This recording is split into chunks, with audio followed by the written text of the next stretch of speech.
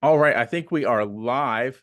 Welcome to another edition of the Profitable Christian Business Podcast. For those of you have maybe have watched my podcast in the past, you may be confused. The Profitable Christian Business Podcast. I thought you did the Entrepreneur Journey. Yes, I did do the Entrepreneur Journey, but now it has transformed into the Profitable Christian Business Podcast. It is something that as God has just put on my heart. I wanted to share faith more on the podcast, and now we're going to have Christian entrepreneurs come on, much like Aaron Varney here, and share not only their business expertise, but how their faith has affected their business and their life, and hopefully bring a lot of encouragement to fellow Christian entrepreneurs out there.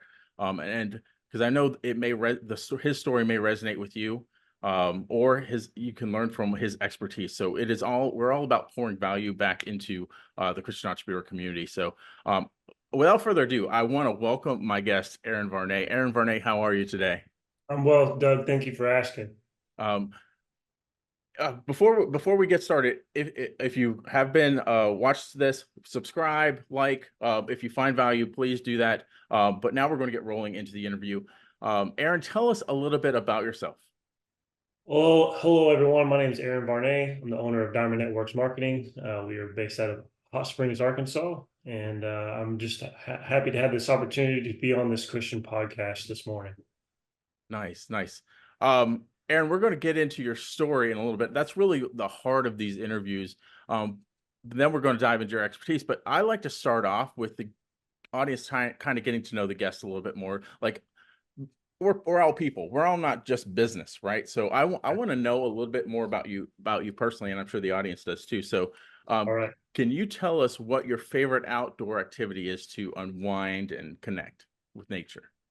Well, we live in a really beautiful place called Hot Springs, Arkansas, and it is surrounded by the Hot Springs National Park. And one of my favorite outdoor activities is definitely going downtown. There's a promenade that sits above the downtown region. There's a very beautiful walkway. There's a lot of park benches. From time to time, I just like to go up there and sit, listen to the birds chirp, listen to the traffic go by, look at some of the scenic buildings in the backdrop, even the mountains, and kind of just decompress, just be a part of something bigger than myself, which is the world. And sometimes the best place to do that is in nature. Yeah. So in Hot Springs, Arkansas, are there actual hot springs? There are actual hot springs.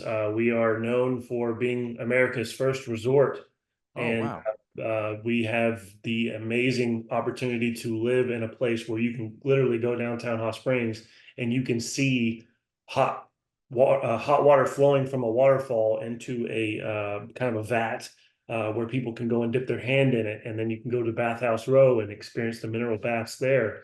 So it's an amazing opportunity, a wonderful place to grow up, a wonderful place to live. Nice. I didn't learn this until recently as well. I don't think many people know that in history, people going to springs was kind of like people going to the beach nowadays. Yes, people Yeah. still went to the beach then, but the springs were a very hot destination. Yes. And there were entire towns built around them, much like hot springs. Right. We have a mineral springs here in my little town, and there was, because of the mineral springs, it kind of everything grew around it. Yeah. I never realized how much of an attraction the springs were, because they had a lot of before, we got all these big pharma drugs. Everybody saw the Yeah. healing properties that they could get from natural minerals and springs like that. So Absolutely. Yeah. Our town is known for the uh many referred to as the healing power of the mineral water. And so there's two places downtown you can go. There's a hot water filling station for glass containers, and then there's a cold water filling station for your plastic jugs. And me and my wife just went downtown last weekend and filled up all of our mini jugs that we bring home, and we drink that mineral water actively. So it's an amazing opportunity, and nice. they do have a lot of healing properties. Yeah. Yeah. How far are you from the Ozarks? The Ozarks is probably good, depending on which part you're going to, about 3 hours, 2.5 hours north. Okay, because that's some place my family has not visited, but we've kind of wanted to visit, so Beautiful plan to place, check it beautiful out. place. Yeah, There's some nice. amazing lodges up there. And me and my wife have recently, in the last year or two, we've gone up north to visit the Ozarks and do the trails and have some fun outdoors. Nice, nice. Can you share a memorable moment or lesson you've learned while I know, well, let me back up because I know you have a men's group that you help minister to. So can you share a memorable moment or lesson you've learned from leading your men's group?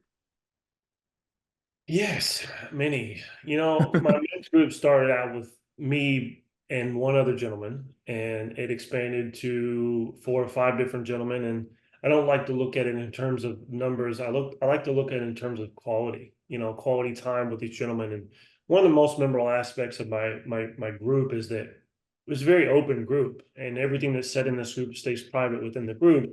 But a lot of the guys, and you may know this to be true, but men kind of bottle up their feelings, and we don't really like to talk a lot about what's going on in our lives because especially in the South, Southern men are driven to uphold everything on their shoulders because that's the Mhm. way our fathers taught us. Well, a lot of these men were releasing some of these things that they were on their heart and they're on their mind. And I think one of the most memorable moments we were at a pizza place here in town, and it was just wonderful to see these men open up and share some of their stories and how those stories correlated to other men's stories, that they weren't going through the same things alone. Like a lot Mhm. of the times, us men feel like we can't connect with the other men because we feel like they're not going through the same things as us, so they don't have the same experiences. When in fact, we really do. We Mhm. really, really do. So that's a memorable moment Yeah. for me. So very much like this podcast, I'm sure someone may have a similar experience to what your story is going to what you're going to share in your story, and they can Absolutely. resonate with that. And maybe some of the ways that you've navigated through it, it will help them as well. So I'm Hopefully, looking forward to that. I do have a kind of a follow up, well, not really a follow up question, but a statement on you sharing with your men's group about your men's group is um I don't know exact verse in the Bible, but the phrase iron sharpening iron, right? As men, that's one of our scriptures that we quote every session. So yeah. How could iron sharpen iron if we're not sharing what's going on? Like, how can we help one another if we don't know how to help? Right? it's that bond, like iron sharpening iron. It's contact with contact. So you have iron on iron to be able to strengthen it. And what I've formed with this group is a group of men that can come together and share experiences and share trials and tribulations and the things that they're going on in their personal lives, whether they're single, whether they're married. And then for us as a collective group to realize, like, hey, listen, here's how I've overcome that. If one of the guys is going through that or has gone through that, and one of the guys is still going through it, then it's good to be able to connect like that. It's good to be able to connect with on a personal level with someone that may have a shared experience. And so without that contact, we're just kind of isolating ourselves, and men tend to do that sometimes. And so this group is about openness and the willingness to explore not necessarily the feminine side of opening up, but the psychological aspect of, hey, well, let's be more open with our feelings, and let's be more open with who we are. Let's be true to ourselves by connecting with others. I I think it actually takes more strength to open up It than it does. does to not open Yeah, up, right? for sure. It's you're being braver and you're being stronger. Mhm. Um, so yeah, we can get into that. You're being actually being less manly if you hold it within. I think so. I think so. I think it takes a very strong man to want to open up, to want to be vulnerable. And that's one of the Hmm. things that we've talked about, is being vulnerable with each other as men, because Hmm. that's the only way that we're going to be able to see some of the things that we need to be able to see in ourselves in order to grow. And the best way to do that is to have others tell us what they see in ourselves. Right. So yeah, it's a great experience. It's called Bro, by the way, my men's small group. Nice. Well, Brothers reaching out. our our church small groups are called grow groups. So that's Pro groups, awesome. right. Yeah, I was thinking of names, and I was like, you know what? There's Men of Valor, and there's the other one, the popular one, where a lot of men grow together. I can't remember the name of the group, but I just wanted to call mine Brothers Reaching Out, and so far it's been a good experience for me personally, because it gives me a sense of the leadership God's called me to be put in. So Nice, nice, nice. I love that you're doing that. Now, kind of on a lighter note, I know you also like to play video games. I think in my research that your wife I'm may a also. nerd. I'm a nerd. So, what video game is you and your wife? Your wife's name is Jennifer, right? Correct. Yeah. What's your favorite game to play together? One of the games we like playing together is usually first person shooters. Borderlands is a really cool Mm, game. We have to obviously watch some of the graphics and change settings, but it's a good game for us to connect with each other and bond because we have fun, and it's just mhm. a good thing for us to release into that doesn't require any pressure. Um, what I love, like video games being aside, just the time spending with your spouse doing something you both enjoy, right? Yeah, we Um, really do. it's great to have something that you both like that you can bond over. And so my challenge, maybe not challenge, but for lack of a better word, I'm gonna say challenge to the people watching is think about that with you and your spouse. Like, what is it that you can mutually, because a lot of times there are opposites, like you like doing something like she, like my And wife my likes to wife are garden. quite opposites sometimes, yeah. Yeah, So my wife likes to garden. I help her, but it's not my thing, right? Um, so just try and find that thing that you mutually enjoy, that you can share together. Um, I love that. Now we're going to go on to what I call the fill in the blank question. This is a staple of every of one of these podcasts. So your fill in the blank question is, my faith inspires me to blank. my faith inspires me to be a better version of myself every day. Mm, Some days I don't. I'll be honest with you, and I don't. And I'm more of an emotional type of guy than a burly guy. I'll be honest with you, but I strive to be a better version of myself every day because the person who I was, 10 years ago or 15 years ago, I've transitioned through 4 or 5 different phases of my life, and each one of those phases has led me to be the man that I am today. But it wouldn't be without God that I would be here. So trying to be better than myself physically, mentally, emotionally, financially, just trying to better my overall self because I cannot pour into someone else's cup if my cup is half empty, mm, or in this case, even half full. So I have to be better than I was, and as Paul said in the Word, I die daily, and I have to mm. wake every day. And sometimes I don't really want to, but I do because I know I need to, you know? So that would be my answer. I'm not sure if I asked this question later, so I'm going to ask it now, and I'll just skip it later if I ask it later. So, are there some things that you do on a daily basis to help you with that? Yes, definitely reflection of what happened yesterday. Hmm. Uh, I try to start the day by reflecting of what my actions were, what were the outcomes, were they positive, were they negative, what were my thoughts like, what were my words like, is there a room for improvement? And anybody that answers that question no, then they're perfect, and they don't Mhm. really have to worry They about a thing. But they have and an this, ego problem. yeah, yeah, right. It's a narcissist problem. But I for me, I like reflection, and then I like to wake up every day, like we were talking before about waking up with worship music. Mm, The first thing I do out of every day is like reflect and then worship. And so this mm. morning I woke up, I wasn't really feeling it, but I turned on some worship music and I just started praying. I just started seeking God in that worship and giving Him that time that He deserves. Mm. Because if I'm not giving Him the time that He needs, He's not going to give me the time I need to grow. So Man, we could really dive into this, and we will yeah, just a little bit. But one of the things that you bring up worship music is like if you wake up and you're kind of in a grumpy mood or you're kind of like unmotivated for the day, yeah, you can change your state almost instantly by getting yeah, in the word, listening to worship music, do helping some like going help someone, right? Um, there's all kinds of ways that you can change your state rather than just stay in that state, and then that sets your whole day forward, right? true, very true. Yeah, so we have to. I'm a firm believer in my favorite scripture, be Romans 12:2, be transformed by the renewing of your mind and not conform to the world so that you can know what the perfect will of God is. Paraphrasing, of course. But for me, having the background of having the psychology degree, that scripture Mm, speaks volumes to me because the first thing you do before you even act is typically think. So if your mind is not right, the entirety of your spirituality, of your home life, your marriage, your self development, or even financial life depends on that mentality. So if you're not feeding this, you're not feeding the rest of what you could be feeding. And if you're feeding this the wrong thing, you're going to reciprocate the wrong thing. You're feeding this the right thing.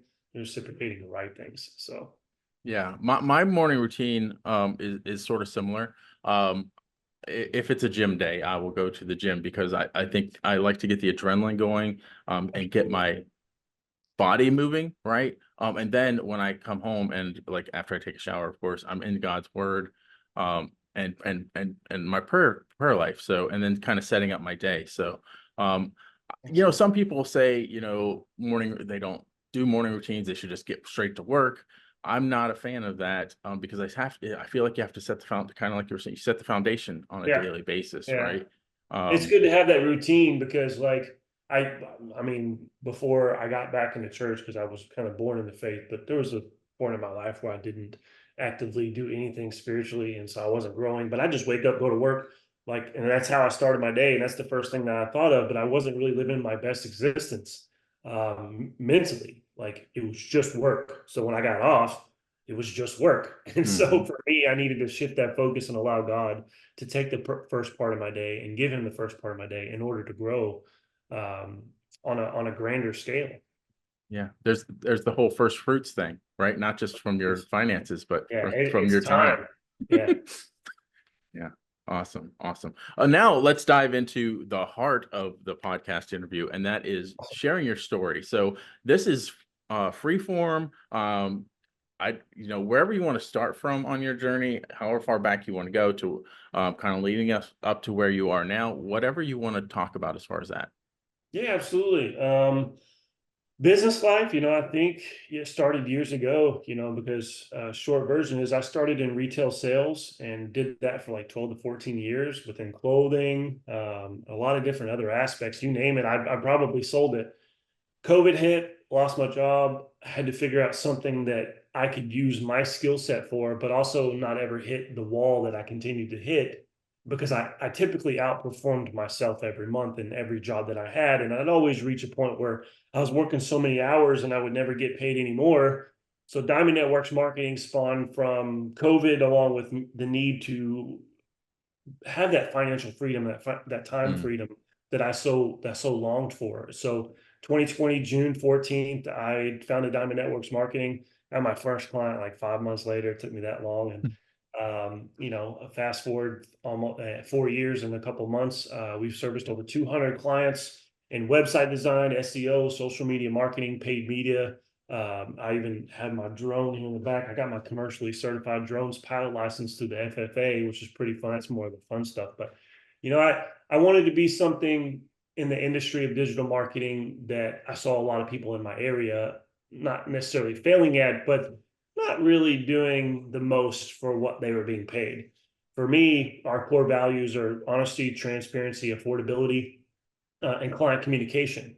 And so I wanted a solution for even the lower paying clients at the time because this is a passion. I saw a mm, lot of small businesses, it was make or break for them during mm, COVID, and a lot of mhm, them broke. They mhm, didn't ever come back into business, and that hurt my heart. And so I wanted affordable solutions for my clients that I could help them and grow their business online. And we've done that. And I'm so grateful to God because He put this into my life. This is the longest thing I've ever done, by the way. I've never done anything for 4 years consecutively at a time other than retail. And it was, store to store kind of thing, in and out of different companies. But for this, it's the most consistent thing that I've done because it's the thing that I'm most passionate about. A mhm, lot of people say, "How can you be passionate about marketing?" I love to help. I love to help you grow.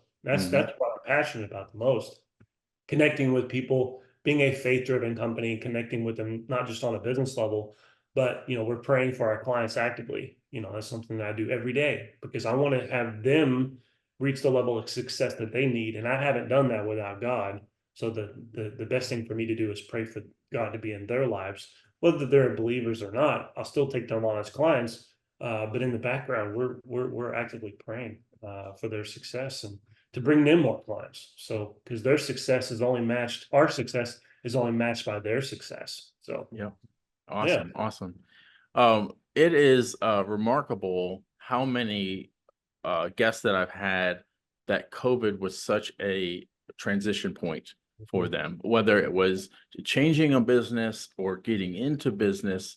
And I'm not going to say COVID was a good thing. There were plenty of bad things about COVID, but there were things there was good to come out of it, because sometimes it takes something interrupting your life to that degree to make you pause and say, am I doing what God's called me to do? Am I, kind of put the brakes on your life for a minute so that you can really dive in and examine where you're at. So I love that you shared that. Thank you. Thank you. Thank you. For me, it was always a dream of owning my own company. I never really knew what that entailed, but my dad owned a small business when I was a kid. And I always saw that as an opportunity to kind of live like him, in that he owned his time. He owned his Hmm. business, he owned his house, and he worked right next to home. So that, for me, that was the freedom of time to do as he wanted to do, and be able to spend more time with God. Because this is my office, and in the morning I'll do praise and worship, and I'll stand there. Maybe I'll lean against this wall right here, and I'll give it all to God. I wouldn't be able to do that in a 9 to 5 job in my Right. cubicle. I wouldn't be able to just get up and blare my praise and worship music and raise my hands without getting a lot of questions or weird looks, and I don't want that. I Right. don't, I want the freedom to have more time with God. And that's what continues to drive me for success. And so the more Yeah. time I can spend with him, the better. That is awesome. So freedom is huge, and that I always caution entrepreneurs with this is sometimes you create instead of having freedom, you actually just create a job, but you're your only person working there, right? Yeah. So there is a point, like everybody starts that way, but there is a point to where it stops, where you start really running a business and it stops being just a job that you created, right? Yeah, So absolutely. um, I don't know. All I'm saying is make sure that if you're getting into a business for freedom purposes, make sure that you're working towards that goal, right? Yeah, absolutely. Because otherwise what you'll end up is like, why did I get into business? Because I got into it for freedom and I'm not experiencing that. So Yeah, a couple of years back, for instance, when I, like, 2 years in, I was just overwhelmed. I had so many clients and I was managing them all by myself, and I kind of lost that freedom of time. So then I was like, you know what? What if I just didn't have to do this by myself anymore? What if I had a team? And so I never thought about having a team within the first 2 years of me starting this. So now I have a team of four, mm, including myself, including my wife, which would equal five. And we're a collective group. And now, because I can delegate things between different team members, now I still have that freedom of time. I don't feel overwhelmed with all of the things that I got to do intricately in order to satisfy client needs. And I can start to delegate that. So yeah, that's what's helped me. So now it's more of a business than a job, even though I yeah. always wanted it to be a business. So Yeah, that is awesome, and I'm so glad that you made that transition. I want people to hear that, so that they can make that same transition. If um, a lot of people think it's the expense, right? Like I can do it. Why have an expense of hiring an employee? Because that's going to free you up to do the more important things that need to be done for the exactly. business. You ever met a business owner that you looked at and you were like, oh man, that person's stressed because they're wearing all the hats. They're Hmm. wearing the cowboy hat, they're wearing the bowler hat, they're wearing their cap, their ball cap. They're wearing it all. And like they get burnt out, they get frustrated. And I don't want to be that person. I don't want to be that person that it has this passion of marketing and gets burnt out on the ideology of having to do everything by myself when I could rely on a team. And so if you're out there and if you feel like that person, maybe it's time for you to start developing a team for yourself to help delegate some tasks, decrease that stress level, be able to have more freedom of time. Because let's be honest, when you first start something, you're going to have to sacrifice your Hmm. freedom of time in order Hmm. for the other two kinds of freedoms, the freedom of resources, the freedom financially. And then once you start to delegate that time and leverage that time, you start to get some of that time back. So Yeah. The funny thing is though, most successful business owners, they get that freedom of time, but since it's their passion, they always trying to fill it, right? yeah. They're Yeah, I always can like understand that. I can understand. I'm one of those people that's very driven. So if I start to see like, oh, wow, am I having some time? Oh, I need to fill that. I need to start building something else, or you know. Yeah, yeah. Well, I mean, I get like that too because like I don't like downtime. I Mm, don't like having I don't like not having work to think about because that keeps me driven, right? Hmm.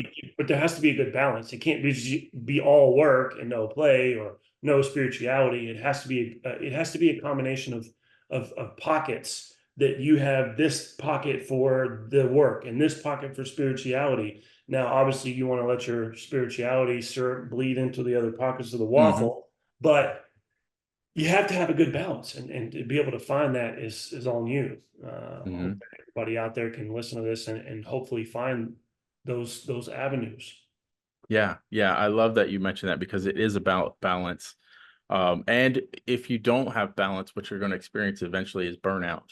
And you're going to, Yeah, you don't want that. even if you say you love what you do so much, You can there's get going to be burnt a out. point you're going to get burnt out. You can get burnt out. I Yeah. almost did once. I was managing 15 social media accounts by myself every month. I was doing 883 posts per month for Woo.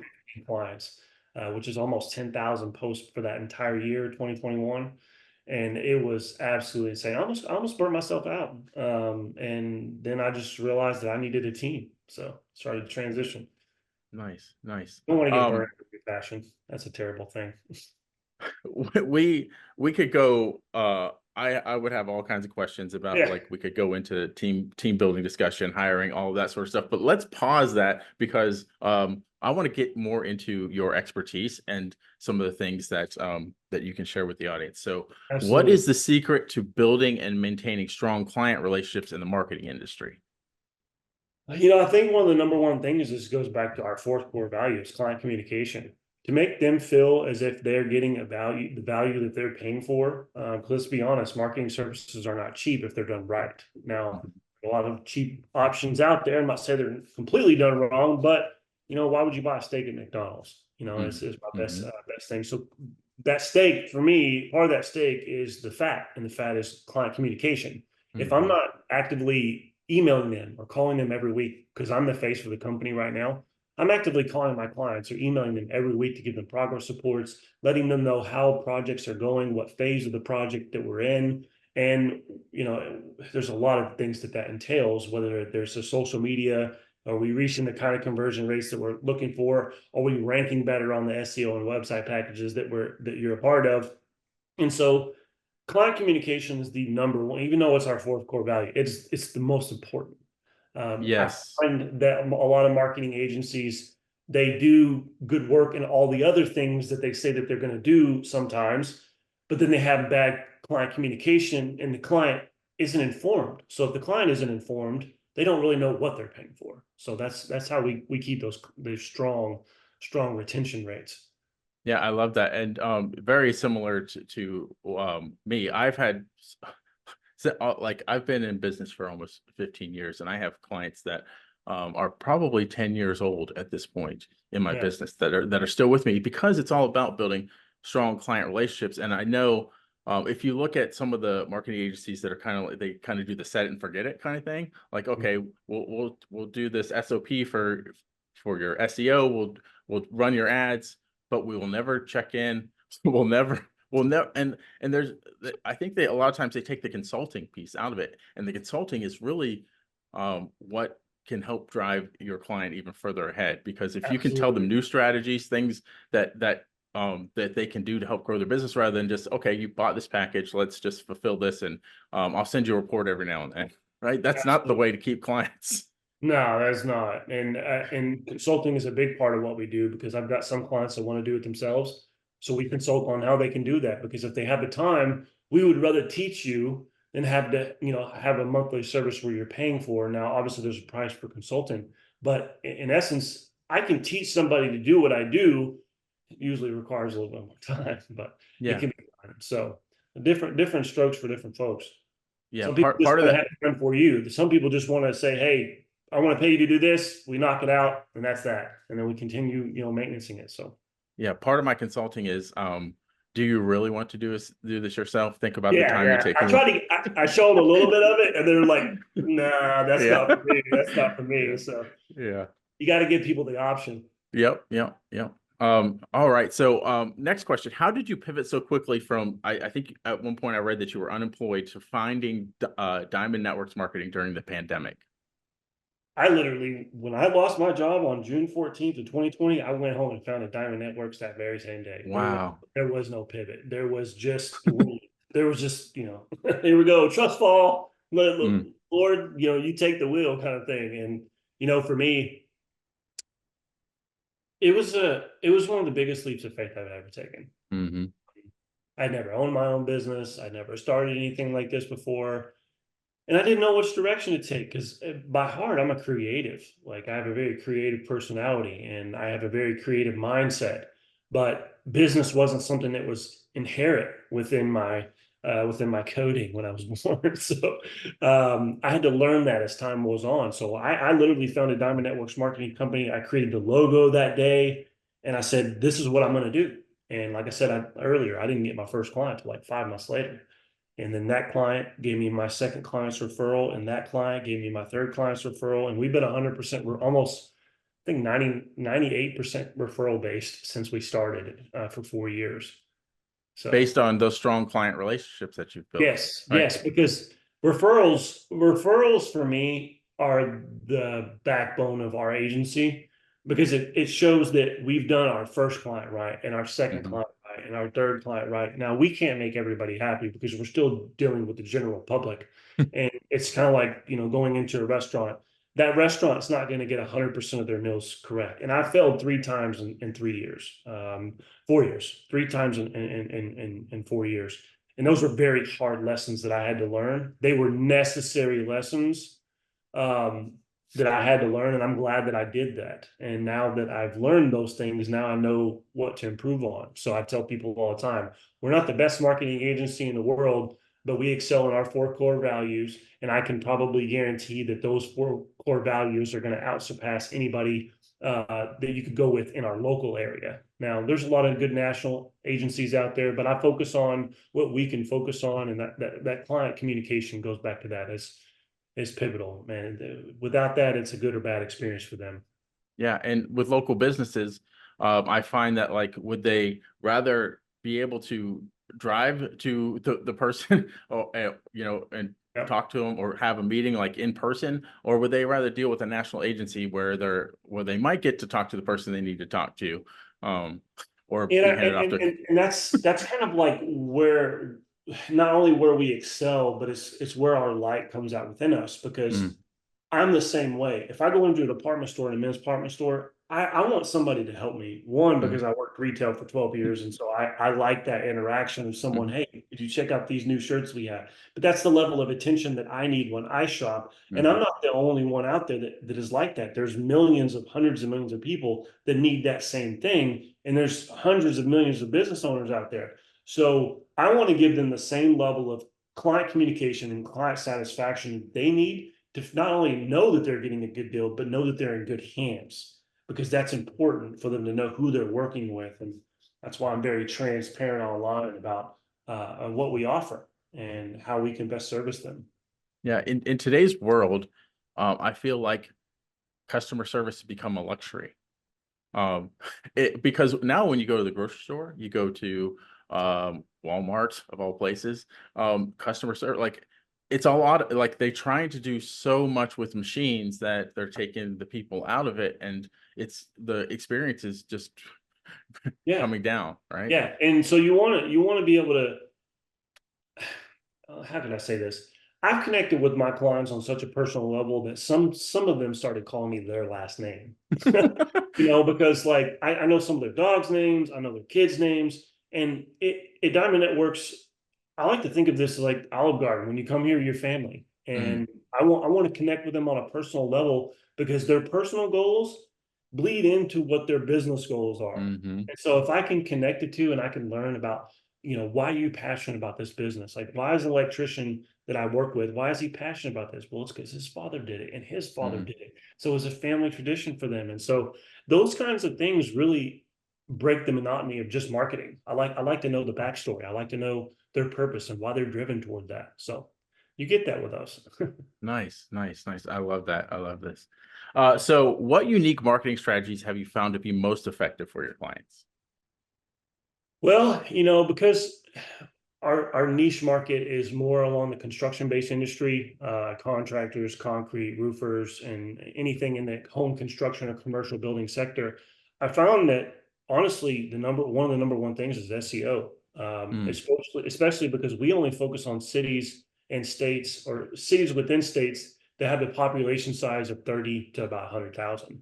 That's where our niche market really is, because the businesses that we're working with these construction-based companies, their highest results are off Google, or maybe it's Facebook advertising. So to be able to market to their particular targeted audience, or their avatar in this case, is best done on those two platforms. So we try to come up with a package deal for both of them, both platforms, that they can not only get paid media, but they can get the organic results that they need to get the calls that they need. So we've done Well, that with a lot of companies. can you talk a little bit about more, because I want anyone that could be a possible client for you that's watching Yeah. this, to and SEO is like, I find that sometimes as marketers, when we talk about things like SEO, it's like over the client's head until you really explain it. So can you talk about how effective SEO is for a local business? Wow. It's to narrow that question down, I would have to first start by saying, if you don't know what SEO is, it stands for search engine optimization. When you were in high school, you had to write a paper. That paper had a title, it had a beginning paragraph, a body paragraph, and a conclusion paragraph. And you were graded on that. SEO is the same thing. It's the same concept, but instead of a professor reading your paper, it's Google reading your website.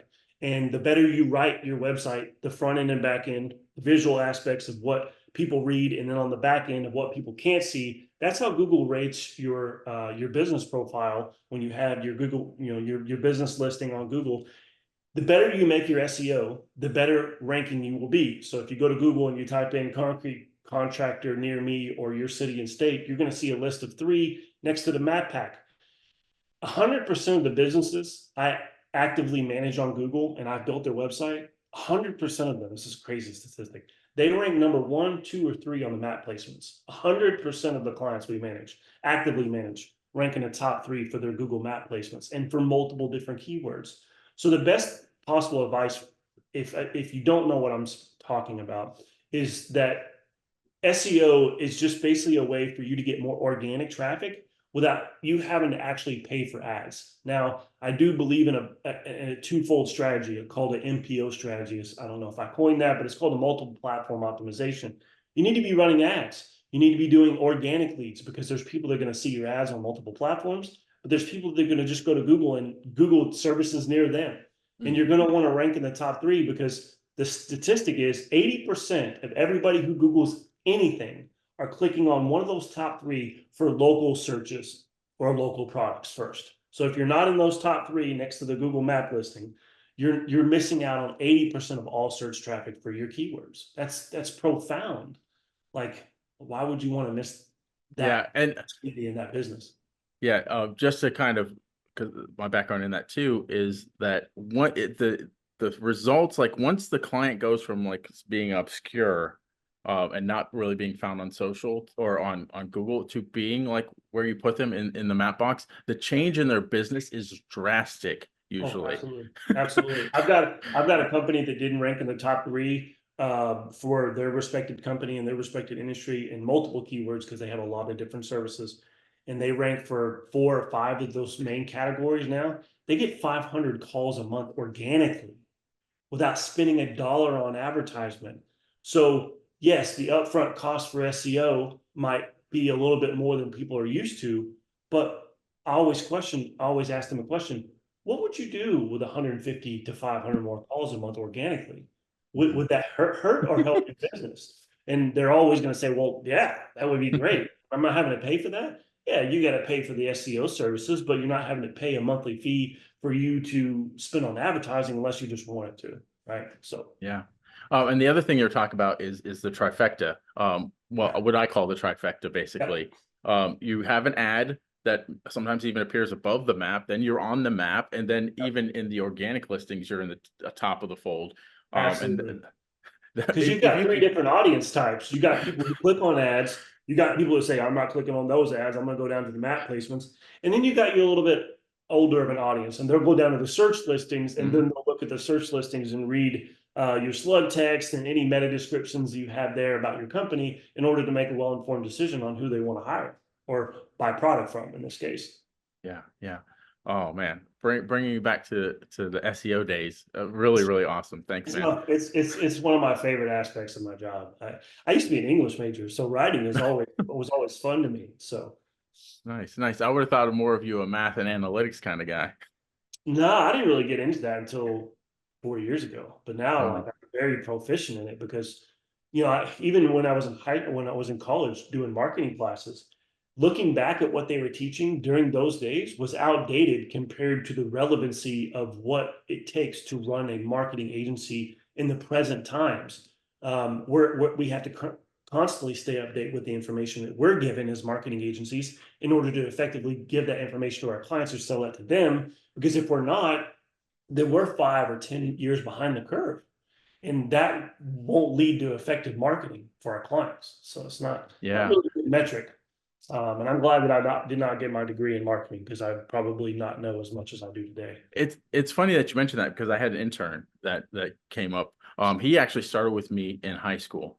And then when he went into college, because he had been working with me, he got interested in marketing, and he went through college for marketing. And the whole time he was my intern. And then when he came out of college, he told me, I learned so much more from you than I did getting my marketing degree.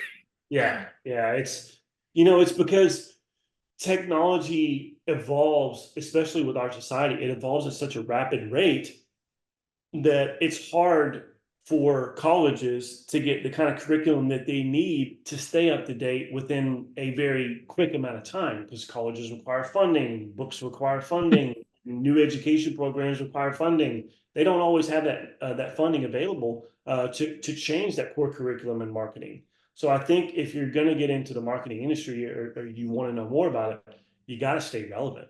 You got to Mhm. stay current and up to date. And the stuff that they're teaching in some states and some marketing classes, like I said, it's 5, 10 years behind the curve. It's not going to get you anywhere. Yeah, because often, I don't know if this is the case. I may be speaking out of my head, but a professor at a college is not really in the field. They're a professor. They're teaching marketing from what maybe they've learned in the past, or they've come up. They're not an actual mentor, a marketing mentor in that Yeah. aspect. They're just teaching you out of a book and what's required, right? Yeah. Yeah. To get your degree. It's a baseline. It's a baseline for that core curriculum. And I get it. You got to start somewhere. But if the core curriculum is talking about, you know, PHP coding an entire website, that's not the method anymore. Like, that's Right. not the core method. Now it does, some websites require that, but not all websites have to be built like that anymore. And there's other ways to build them more efficiently and more effectively than just coding an entire website. That's part of probably one ways that we're successful is we don't have to code an entire site anymore. So the turnaround time for a website should be Hmm. 30 days or less, and depending on how big the build is. And if it's not, then someone is probably doing it a little bit more old fashioned way. So a Yeah. lot of pros and cons there. Yeah. Do you want to wait 3 months for your website, or would you rather have a website that you can start getting sales from right away? Right. Exactly. And that's one of our key sales points is like, hey, I can have your website done in 30 days. And if I don't have much on the books, I can probably finish it in 15. And it's going to be, I'm not going to say as effective or more effective than the next guy, but wouldn't you rather start making sales within 15 days versus 90 days? I would. I want my platform up and ready, Hmm. and have the UI and UX that you need in order to convert more customers. Nice. Let's talk a little bit more about faith in business. So how does your Yeah. Christian faith influence the way you run Diamond Networx Marketing? Boy, mm, that's the hardest question. That's the hardest thing to come across because you got people in this world that just treat you bad, no matter how good Mm, you treat them. And sometimes you just got to roll with the punches. No names, but recently I signed up a client with a deal, and this is where my faith had to really kick in. Built an entire website for somebody. They were on a monthly plan. They contacted me about 5 days later, and I cleared my schedule for this build. I identified with this person's needs because they were in a field that I had previous experience in. So cleared my schedule, built the thing, and built the entire thing in 20 days, or wow. in 5 days. Sorry, in 5 days. Sorry. And then they said, oh, I just don't think we want to do it. They hadn't seen my build. They hadn't seen anything that we had done, and they just wanted to cancel. And so I asked them why. And even though we are the highest rated marketing agency in the entire state of Arkansas with 107, 115 online reviews, all 5-star, they get one bad report from somebody that I did business with when my first year, which was one of my, I wouldn't consider that a failure, but the level of professionalism where I was in my first year compared to where I am now, there's just really no comparison. It's like looking at the sun and looking at the moon, you know? And so they got one bad report from somebody and they're like, we just don't think we want to do business with you. And I said, okay. Well, how about this? How about I keep my work, because the contract said that you do not get my work unless it's paid for. It obviously hasn't been paid for. So when my faith had to really kick in this aspect was trusting my ability to stay calm.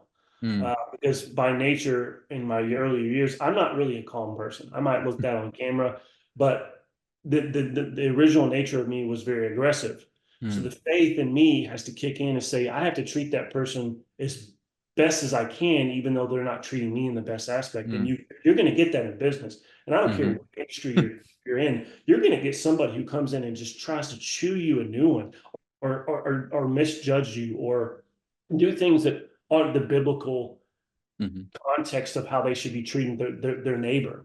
And I get that sometimes, not all the time. I get it sometimes. And where my faith has to kick in most is the ability to understand that they're making a decision, and that decision is on them. That decision is mhm, not necessarily a reflection of my actions or my character. And that faith to say, God's got this.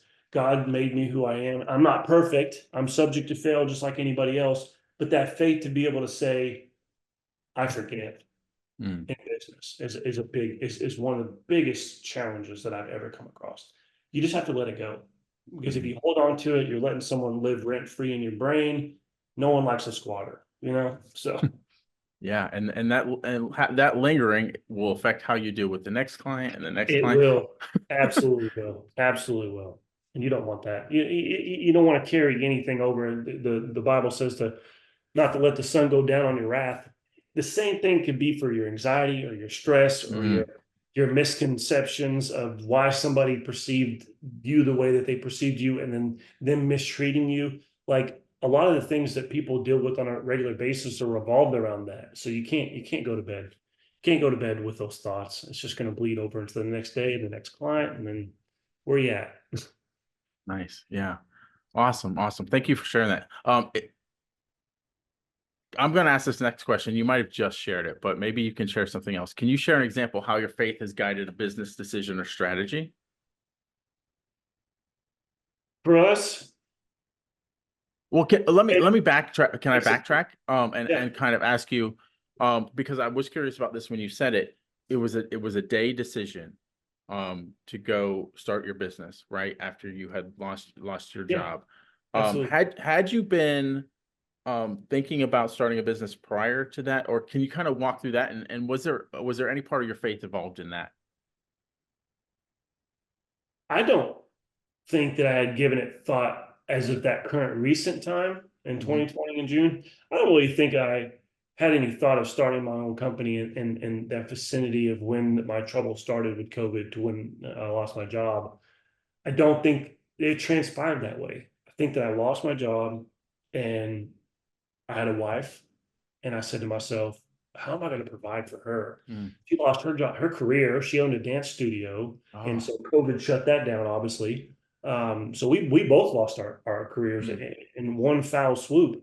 So the need was there. The need for me to be able to go and do something that could supply us with our needs, and was a leap of faith. It was Mm. just, it was all faith. I didn't know what I was doing. I knew what I wanted to do. I didn't know how I was going to get there, how I was going to get clients. So I started with people I knew, and Mhm. it worked its way from there. And that leap of faith was the hardest thing I've ever done. But now that I look back, some of the hardest things that we do in life are the best things that we can do in order to Mhm. achieve the goals that we want to achieve. You can't make diamonds without pressure. The Oh, I same love thing it. goes Yeah. with success. You don't just become successful because you don't put yourself in a pressured situation.